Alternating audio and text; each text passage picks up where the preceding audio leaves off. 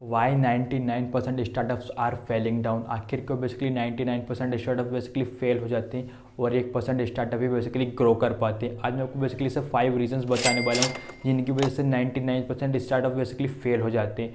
Number 1 आपका reason basically हो जाता है वो है the lack of focus on customers and market need. Basically जो बहुत सारे स्टार्टअप एंड जो एंटरप्रेन्योर्स रहते हैं ना, उनका मेन मोटिव होता है बेसिकली प्रॉफिट जनरेट करना। बेसिकली वो सोचते हैं कि जैसे हम मार्केट में उतरेंगे हमको स्टार्टअप से बेसिकली प्रॉफिट जनरेट करना है, लेकिन आपको बेसिकली जो फर्स्ट मोटिव होना चाहिए बेसिकली वो प्रॉफिट जनरेट करना नहीं होना चाहिए। आपका मेन मोटिव सबसे पहले होना चाहिए किसी मार्केट की बर्निंग प्रॉब्लम को सॉल्व करना या फिर मार्केट की किसी प्रॉब्लम को सॉल्व करना।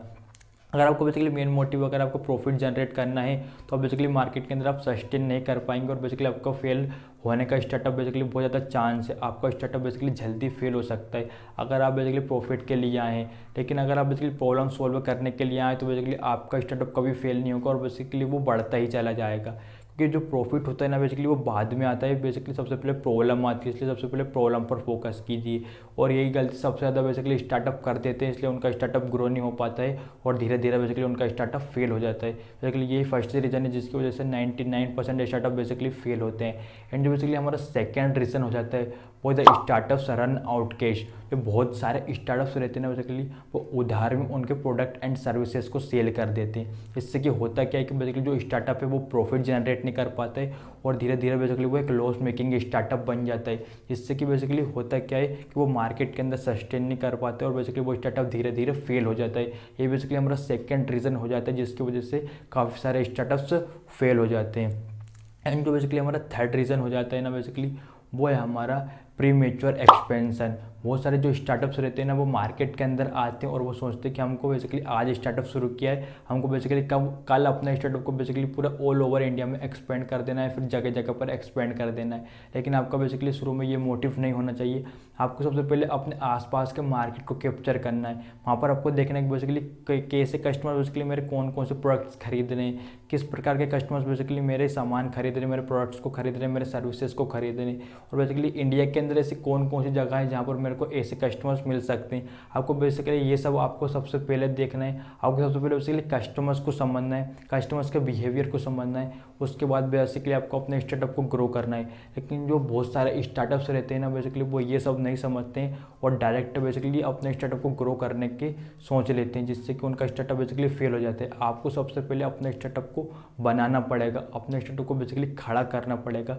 आपने अगर अपने स्टार्टअप को एक बार खड़ा कर लिया ना तो आप अपने स्टार्टअप को कितना ही ग्रो कर सकते हैं। खड़ा करना बहुत ज़्यादा बेसिकली मुश्किल होता है, लेकिन अगर आपने कर लिया तो बेसिकली आप उस स्टार्टअप को बेसिकली कितने ग्रो कर सकते हैं।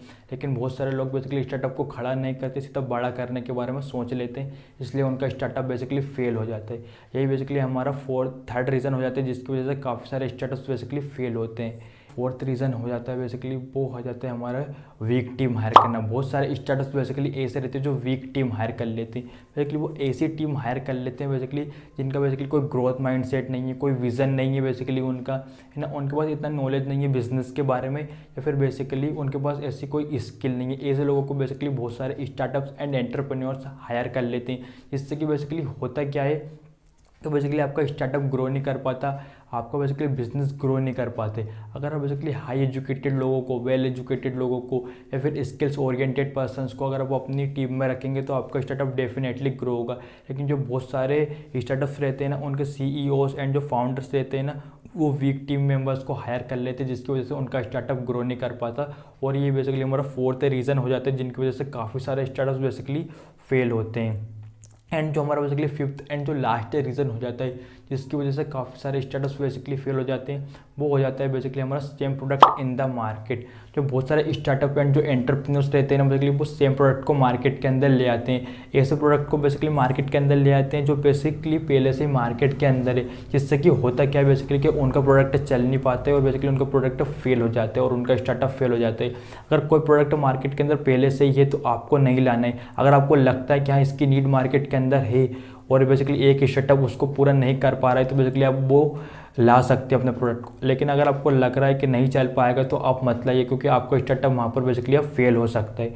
तो बेसिकली ये फिफ्थ रीज़न हो जाते हैं जिसकी वजह से काफ़ी सारे स्टार्टअप्स बेसिकली फेल होते हैं। तो आई होप आपको ये 5 रीजंस आपको समझ में आ गए होंगे।